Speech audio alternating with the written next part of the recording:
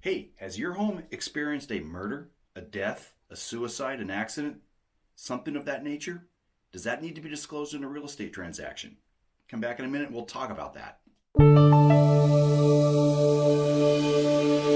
It's Steve Schwab with the Portland Lifestyle Team. It is Halloween week, and what better time to talk about the ghoulish than this week? In a real estate transaction, anything that is a material defect has to be disclosed to the public. Well, is a death, is a murder, is a suicide, is something of that nature a material defect? Well, in some states, it is required to disclose, that type of an event. In Oregon, no, it is not. As a matter of fact, there are a couple of homes in our community that I can think of just off the top of my head. I can personally think of a home very near to where I live here in Beaverton, where a mother and a son lived, and one evening the son shot his mom, killed her right there in the house. That house sat vacant for, I don't know, maybe a year or so, year and a half. Another one comes to mind, one over in the Bethany area, which sat vacant for at least 2 years, I believe, after it experienced an event where a boyfriend came in and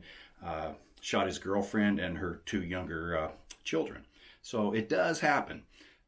A few years ago, I took a listing up on in the Cooper Mountain area, and the gentleman during the filling out of the paperwork in that situation disclosed to me that his wife had actually recently passed away there in the living room, and wanted to know if we needed to disclose that.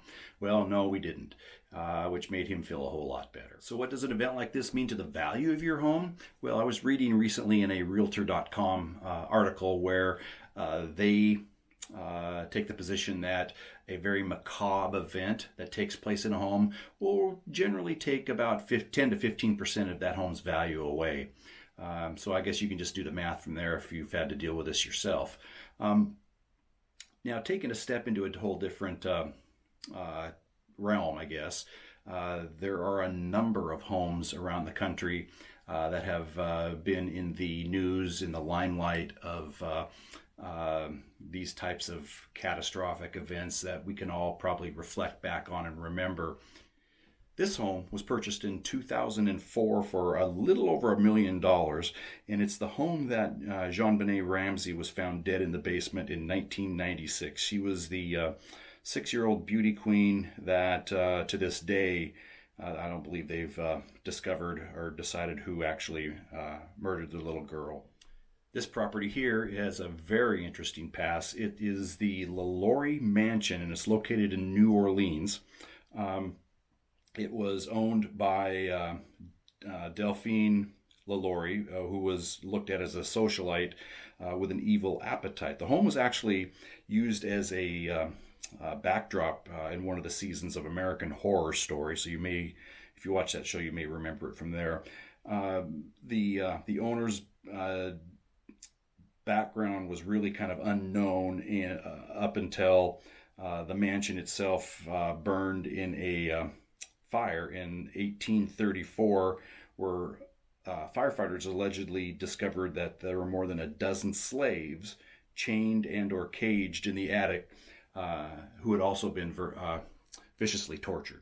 Tell me if you remember this. Lizzie Borden took an axe and gave her mother 40 whacks. When she had seen what she had done, she gave her father 41. Well, this home is located in Fall River, Massachusetts, and it's the home where Lizzie Borden evidently took an axe to her parents. Still standing today, and I guess very, very gruesome. This one's interesting. It's located in Akron, Ohio, and it was purchased in 2005. The person purchasing it enjoyed the secluded nature of it. They like to play loud music. They didn't want to disturb the neighbors, and they found that this was the perfect place to do it. It was also the perfect place for Jeffrey Dahmer to kill multiple people in the basement of his home and store them there. The home is obviously still there today. It's been on the market a couple of times, I believe. And aside from this gentleman that bought it in 2005, I don't think it's sold since. And finally, this home located in San Diego, California, was the site of the mass suicide where 39 people had clad themselves in Nike outfits and committed suicide, expecting to be taken to the alien mothership and away from this planet. The home was sold for $668,000, less than half of the $1.6 million that the mansion was listed for prior to that mass suicide. Hey, so there you have it. A series of homes that have very lurid pasts and probably is an environment where many of us wouldn't want to live. Hey, do you know a home that you're aware of some sort of past event that would prevent you from wanting to live in it, or where maybe you don't know why anyone else would want to live in it? Hey, would love to hear about that. Just comment in the section below. Until we talk next, enjoy your day and have a great Halloween.